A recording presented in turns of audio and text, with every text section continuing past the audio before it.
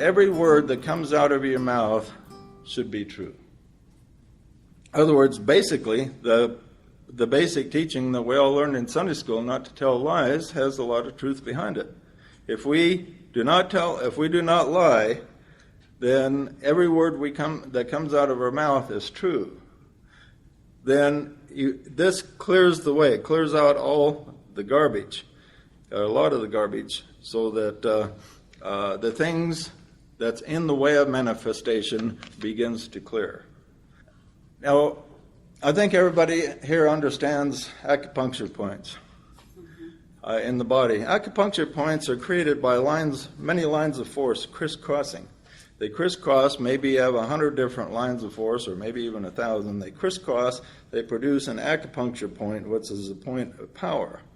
And in our lives, we have all kinds of crisscrossing of energy.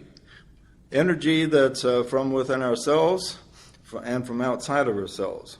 So if we want to materialize something, we have to deal with all these crisscrossing lines of force. And first of all, we have to clear up the lines of force within us. That every time we say something that is not true, or make a promise that is unfulfilled, this creates, instead of having the lines of force crisscross so that it creates the point of power, the lines begin to miss the point of power. And so the point of power is more difficult to access every time that an untruth comes out of your mouth. So it's important that everything you say be true. Now, does that mean that you should just spill your guts on everything? If somebody is fat and they say, do my thighs look fat? Okay. Does that mean you got to be rude to them and say, yeah, they look pretty fat? Does it mean that? What does it mean? What should you do in that case? Be tactful, but not lie. Right. So everything you say should be true, but everything that's true you don't have to say. In the book of Proverbs, it says it's the glory of God to conceal a thing. So, in other words, everything God says is true, but he doesn't tell us everything that he knows. He conceals many different things, and this is actually, it says, part of the glory of God is that he conceals many things, keeps many things to himself. But when him or a representative were to come and talk to us, everything that he would say would be true. Now, if you're listening to somebody telling the truth, we need to take those things that are spoken and digest them and incorporate them into our lives. And it's important to not misinterpret them. You can even take the words of Jesus in the Bible. Like I was reading about some guy the other day who was one of the Catholic saints. She read that if your right eye offends you, well, cast it out. Well, she actually took out her own eye, one of the Catholic saints. I thought, wow, boy, that took some guts to do that. But she felt that her eye had offended God, so she actually, yeah, female Catholic. That was one of the reasons she was sainted, because she took out her own eye. So it's interesting that you can read the words of Jesus, which are true, but you can interpret them incorrectly. It's important that we interpret the words correctly, even if they're given to us with 100% truth behind them. Because the trouble with our English language and the human language as a whole, is it's not perfect. How many times have you been in an argument with somebody, and they're arguing with you, and you're listening to that feedback, and you think, this guy's arguing about something I never even made the point on. He completely misunderstood me. So you try to clarify it, and then he'll say something like, well, that's not what you said. You said this. Well, no, I didn't say exactly this. I said, no, that's what you said this, and he insists that you said something that you didn't say, and he wants to really hold on to that for some reason. He won't even let you clarify. He will not listen to what you actually mean. And your word is really what you mean, not necessarily how it can be literally interpreted. So it's important that our words, the words that we take them in correctly.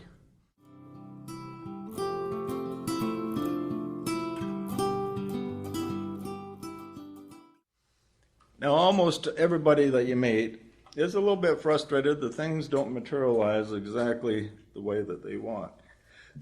Whether it be on the physical level, the emotional level, the relationship level, the spiritual level, the mental level, it's very difficult to get things to materialize the way that you want. The first thing that we established was our word must be true. That's the first thing that we must establish in our lives. That when we give our word or when we speak, our words are true.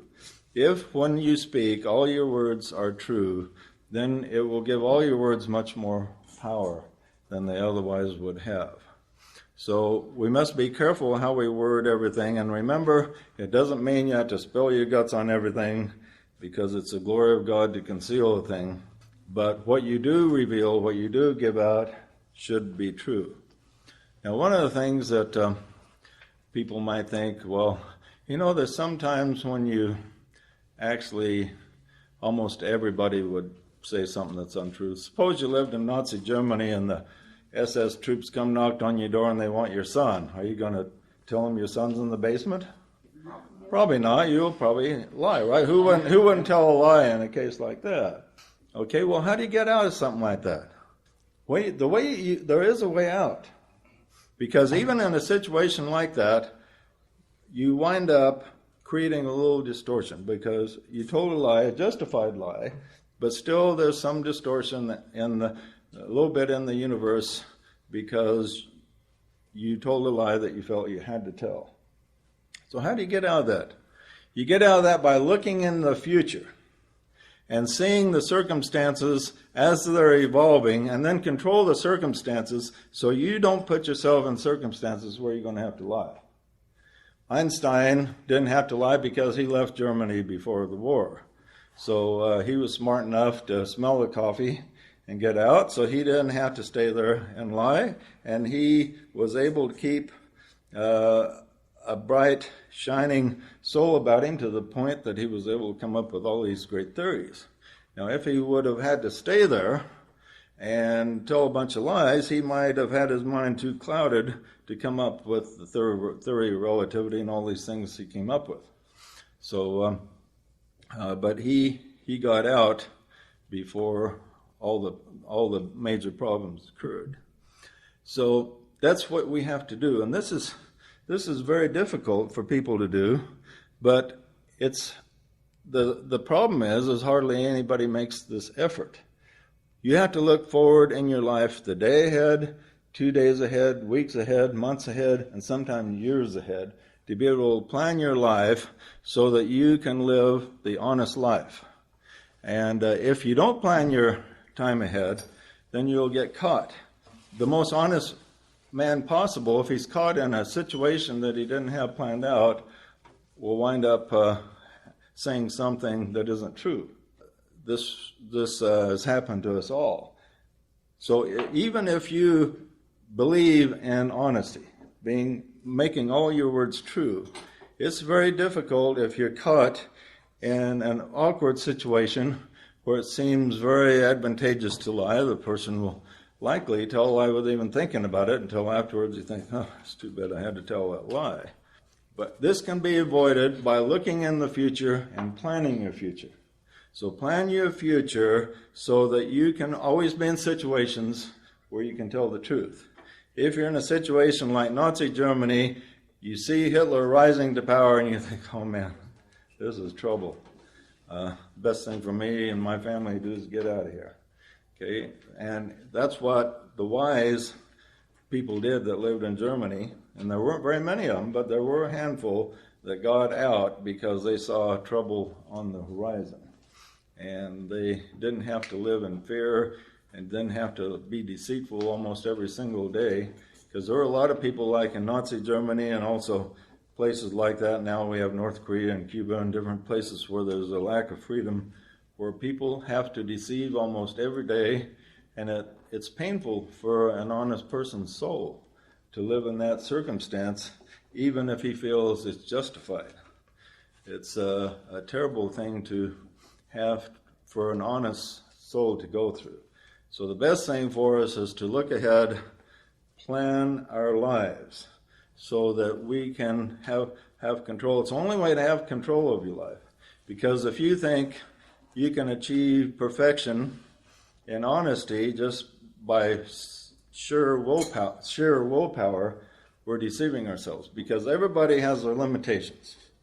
Like Clint Eastwood says, a man's got to recognize his limitations. A lot of truth to that. A man does have to, woman to has to recognize their limitations. You have to examine your limitations and say, how far would I have to go in this circumstance before I would cry uncle? Before I would do something that would violate the vibration of my soul if I was in this circumstance. And so examine yourself and see where you're going in life. And if you're going a certain direction, or if it continues, you're going to be in a circumstance where you think, well, I might have to lie if this goes far enough. Or I might have to deceive if this goes far enough. Or I may have to steal or cheat or whatever if this goes far enough. Okay?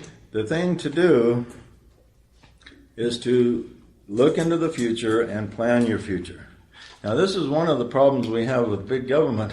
As big government becomes more and more intrusive, regular, honest people are forced more and more to lie. Like probably about 99% of people have lied somewhat on their taxes. Well, shall I deduct this or not? Well, I think this is deductible or whatever. So, you have a lot of little gray areas in the taxes. And this is why in a society, if a society is completely free and has the very limited number of regulations, the people will have a lot more soul contact because they won't be under pressure to cheat the system. For instance, under the old Soviet Union, I read a book on how things were there, and just about everybody cheated the system. It was just the thing everybody had to do. If you wanted to survive there, you had to cheat the system. The trouble is, in cheating the system, you have to be somewhat deceitful to do that, and so you have to go against somewhat, even though it's justified in your mind. Even though everybody's doing it, it violates the soul vibration somewhat and interferes with it. So this is why it's important, especially where we live in a relatively free country. We can adjust ourselves as much as possible so that our lives are under our control. Our words are under our control. So when we give our word is good. And that's why it's so important to keep our nation free. Because if our nation isn't free, if we ever put under a greater governmental authority than we are now, everybody's just going to start cheating and deceiving the government more and more and more. And so this isn't good for the people that live there. And you'll notice there's a lot less light where there's more control. Has anyone seen the satellite photographs of North and South Korea? Yeah. They have these on the internet. You might want to look them up sometime. But the satellite photographs, you look at South Korea, it's just full of light. At nighttime, the whole country is just lit up with light. And then you look at North Korea, there's just a dot of light here and there. Just maybe 1% of the lights are on, as in South Korea. And this is symbolic of the light of the people. The light of the people is squashed out because every one of these guys has to deceive, almost every one of them. They all have to fight the system and deceive the system and pretend like they're supporting the system when they don't really feel like it at all. And the amount of light that you see from space is almost symbolic of the soul light that's revealed in the peoples of the two countries. It's like when you see those satellite photos of that light, think of the light of the soul. And it's similar. It's like the few people that have escaped from North Korea. I mean, they don't even understand right and wrong. interviewed a guy on TV a while back that escaped, and he reported his parents to the authorities, and his parents were put to death, and he actually thought he did a good thing. He thought that was good because the state thought it was good. And he says he's just now, after being free for a number of years, he just kind of dawned on him, getting the feel that that was wrong, you know. But he couldn't register that that was the wrong thing to do because the state had just taken the life and light out of the guy and out of its people. So that's why freedom is such an important principle to make this key work and to give our words power. So that's really an important principle.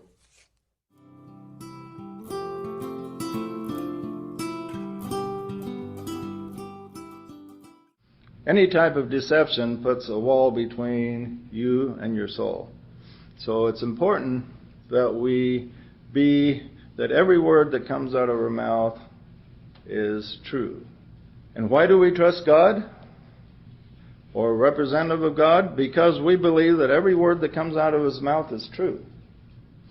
Now, there are a lot of people around that say, well, even God lies. You know, well, if he does, and he appears to you, and if he lies every now and then, like every fifth time, how do you know that this isn't the fifth time even if you get a vision from God? How do you know it's true then? We have faith in God because his word is true. And if we want to be like God, we have to make sure our word is true. Now in the scriptures it says it's the glory of God to conceal a thing. In other words, all of God's words are true, but he doesn't tell us everything that he knows. There's a lot of mysteries that he hasn't revealed to us. And it's part of the glory of God that a lot of these things are concealed, because he can reveal them at the right moment when he sees an opportunity to increase his glory. And so it's important that we copy God in this way, is that every word, you don't have to spill your guts on everything. If some female asks you if her thighs are too big, you just be careful.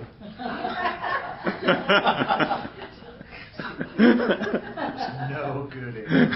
Change the subject. Just don't lie. So you look just wonderful the way you are in my eyes, you know, or whatever. But it's important that every word that comes out of your mouth is literally true, as much as it can. And every promise that you make, you keep. And if you do that, you'll be on the path of liberation. There's nothing that will take you on the path of liberation more than having your word be true. And this is what has caused the downfall of many great men in history. Even people sent on a mission with a great spiritual value have fallen down in this particular area and have not been true to their word, and felt it was important to lie to cover things up. All of us have breaking points. All of us could be tortured enough so we'd say most anything, if we're tortured enough and long enough.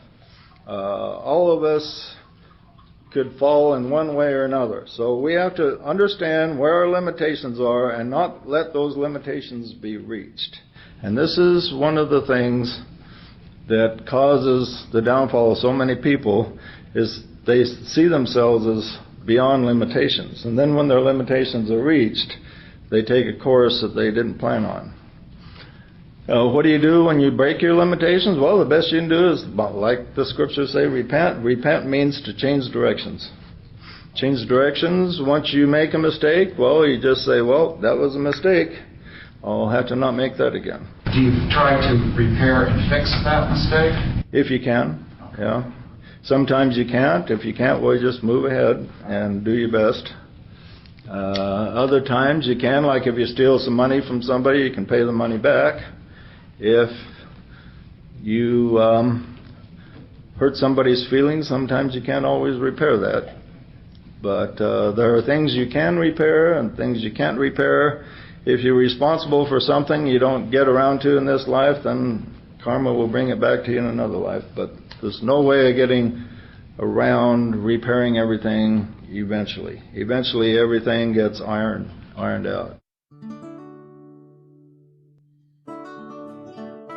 Thanks for listening to the New Age Christian Synthesis podcast. If what you heard rang true and you would like to find out more, please visit J.J. Dewey's website at freeread.com. That's freeread.com.